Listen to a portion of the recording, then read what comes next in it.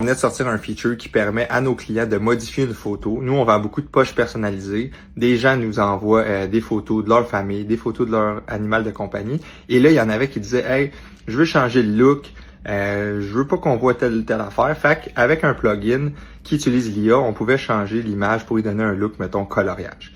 On pensait régler un problème. Finalement, on participe à un plus gros problème. On se l'est fait dire en commentaire. Même s'il y a plusieurs personnes qui étaient intéressées par le produit puis à l'acheter, il y en a d'autres qui étaient outrés puis qui disaient « Chris, il y a des enjeux de droit d'auteur avec ça, c'est pas éthique. » Au début, j'étais comme « Chris, on essaie de répondre du mieux possible aux demandes des clients, de trouver des solutions. On faisait pas ça pour faire chier. » Fait que là, c'est la première réaction, évidemment. Après ça, c'est Anto, essaie d'être curieux, ouvre-toi. Fait que là, je sais que c'est pas la job à personne de nous éduquer, mais il y avait des gens en commentaire qui ont posté des trucs très constructifs, notamment un BDiste qui nous a envoyé un PDF de IQ Illustration Québec. J'ai passé à travers ça, puis j'avais des blind spots. Tu sais, j'ai découvert un paquet de trucs, ou en tout cas, j'ai été plus sensibilisé à ce que l'IA générative fait, comment elle ne s'inspire pas, mais plutôt elle essaie de mimique puis de copier. Et c'est là que les enjeux de droit d'auteur puis de propriété intellectuelle viennent jouer. Fait que on a décidé de retirer le produit puis les publications qui étaient faites avec ça, parce que c'est pas aligné avec ce qu'on fait. On travaille avec des artistes, on travaille avec des illustrateurs, des photographes, des peintres. On en a dans l'équipe à l'interne, dans l'équipe de design.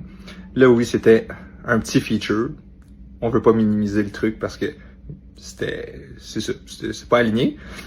Puis même que, dans le fond, nous, notre idée pour la campagne de Black Friday, puis là, il y a des pubs qui vont sortir, c'est de rire de l'erreur du IA, parce que on est pollué dans notre feed d'un paquet de vidéos de pipi caca poil de l'autre qui se verse des patentes sur la tête. Fait qu'on sort une coupe d'affaires, c'est du vrai faux AI. C'est nous, mais qui mimique le AI. Fait que genre, décadenasse ton rabais, une mauvaise traduction d'un prompt qui serait unlock your discount avec une main qui a 6 doigts d'une clé qui rentre dans une trop grosse serrure, tu sais.